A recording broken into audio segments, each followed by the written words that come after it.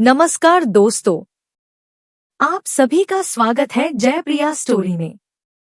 बहुत समय पहले एक व्यक्ति हुआ करता था जिसका नाम था आसलिया। आसलिया एक जुआरी प्रवृत्ति का आदमी था और रोज जुआ खेलता था। आसलिया की एक विशेष बात यह थी कि वह जुआ खेलने के बाद अपने घर में पंडितों को भोजन करवाता था और इस नियम का जुए की हार जीत से कोई संबंध नहीं था। दोनों ही परिस्थितियों में आसलिया अपने घर में नियम अनुसार ब्राह्मण भोज का आयोजन करता ही था। एक तो जुए की गंदी आदत और उस पर रोज का ब्राह्मण भोज, इन सब से आसलिया की भाभियां तंग हो चुकी थी। तो उन्होंने एक दिन आसलिया को अपने घर से निकाल दिया और बेचारा आसलिया दर दर भटकने लगा। कई दिन भटकने के बाद वह एक नगर में पहुंचा और आस माता की पूजा करने लगा, क्योंकि उसने कहीं सुना था कि आस माता सब प्रकार से मंगल फल देने वाली है।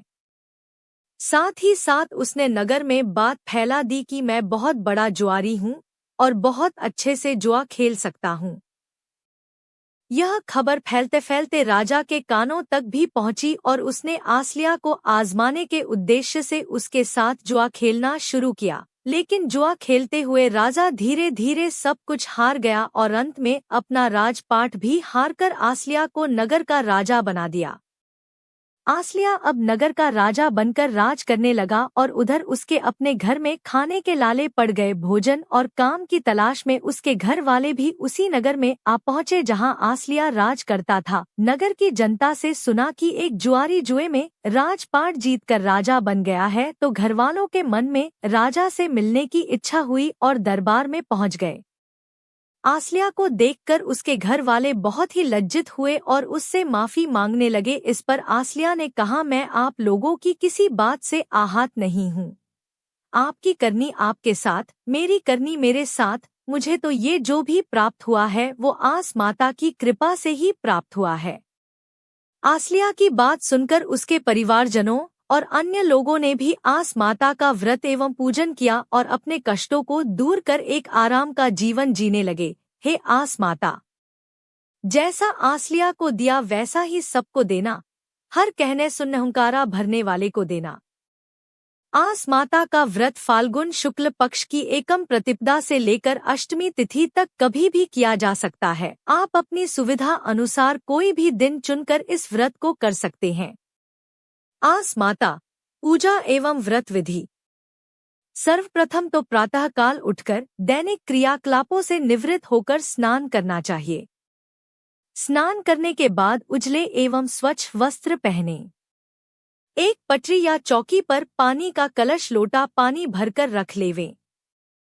ज्योत व धूप जलाकर लोटे पर रोली की सहायता से स्वास्तिक सतियां बनाएं। व्रत के दिन आस माता की कथा जरूर करें। कथा कहने के समय अपने हाथ में 7 दाने गेहूं के रखें। कथा पूरी होने के बाद बायना निकलकर होनी सास को दें। बायना में हलवा, पूरी और कुछ रुपए जरूर निकालें। बायना निकाल देने के बाद ही स्वयं भोजन पर बैठे। आस माता व्रत महात्म्य। यह व्रत संतान पक्ष की कुशलता एवं सफलता प्रदान करने वाला होता है। बालकों की रक्षा हेतु आस माता का व्रत किया जाता है एवं इस व्रत के फलस्वरूप आस माता से बच्चों की लंबी आयु और बेहतर स्वास्थ्य का आशीर्वाद प्राप्त होता है।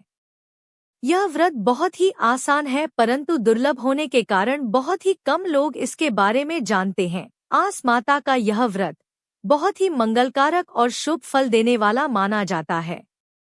उम्मीद है आपको वीडियो पसंद आई होगी। यदि पसंद आई हो तो वीडियो को लाइक कीजिए और कमेंट बॉक्स में जय श्री कृष्णा जरूर लिखें। वीडियो में कोई गलती हो गई हो तो माफ कीजिएगा। ऐसी ही और वीडियोस के लिए हमारे चैनल जयप्रिया स्टोरी को सब्सक्राइब करें। धन्यवाद।